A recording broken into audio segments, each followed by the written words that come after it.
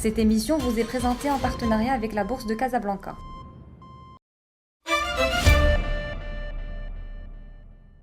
Bonjour, bienvenue dans OnCycloBourse. Aujourd'hui, nous allons parler des offres publiques et particulièrement de la nécessité de lancer des offres publiques obligatoires sur le marché boursier, car certaines offres publiques sont obligatoires et d'autres ne le sont pas.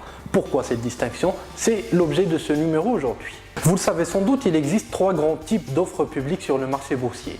Les offres publiques d'achat, où un opérateur va initier une opération d'achat pour avoir une partie du contrôle d'une entreprise cotée. Une offre publique de vente, où un opérateur actionnaire va annoncer qu'il souhaite vendre sa participation dans une entreprise, cotée ou pas. D'ailleurs, la vente peut se faire à travers le marché boursier. Et enfin, les offres publiques de retrait, où un opérateur, un actionnaire, va annoncer son intention de retirer l'entreprise dont il a le contrôle du marché boursier. Ces différentes offres publiques sont réglementées au Maroc depuis l'année 2004. Où une loi spécifique est venue encadrer cette pratique.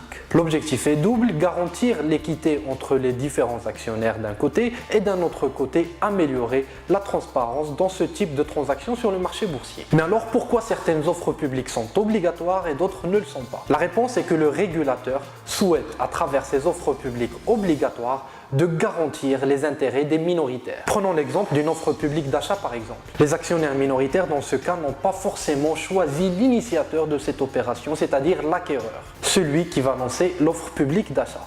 Il y a peut-être une modification dans le projet d'investissement de cette entreprise, la liquidité pourrait peut-être être extrêmement réduite et ce nouveau bloc de contrôle pourrait avoir des ambitions différentes de celles auxquelles ont adhéré les minoritaires lorsqu'ils ont acheté des parts dans cette entreprise. Ce changement de contrôle, le régulateur cherche donc à travers l'OPA obligatoire de permettre à ces investisseurs minoritaires de quitter leur investissement dans des conditions semblables à celles dont a bénéficié l'apporteur de titres dans le cadre de l'OPA. De manière concrète, lorsqu'une OPA porte sur plus de 40% du capital d'une entreprise, elle devient obligatoire. Bien entendu, on ne retrouve pas le caractère obligatoire dans les offres publiques de vente étant donné que nous sommes dans une situation de vente généralement à un public large. En revanche, une offre publique de retrait, c'est-à-dire qu'un investisseur souhaite retirer une entreprise de la bourse parce qu'il en détient le contrôle, devient obligatoire lorsque l'OPR porte sur plus de 95% du capital. Il faut à ce moment-là garantir aux minoritaires des conditions de sortie semblables aux autres actionnaires. L'OPR devient donc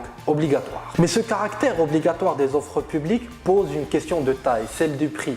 Car l'initiateur de l'opération se trouve obligé de payer à des investisseurs leurs actions. Il aura tendance donc naturellement à chercher à réduire ce prix d'acquisition. La problématique du prix est d'ailleurs la question centrale qui se pose lors de ces offres publiques de retrait. On retiendra donc de ce numéro qu'une offre publique d'achat devient obligatoire lorsqu'elle porte sur plus de 40% du capital et une offre publique de retrait devient obligatoire lorsqu'elle porte sur plus de 95% du capital. Lors du prochain numéro d'OnCycloBourse, nous parlerons de la manière dont est déterminé le prix de l'offre publique lorsqu'elle est obligatoire. À bientôt.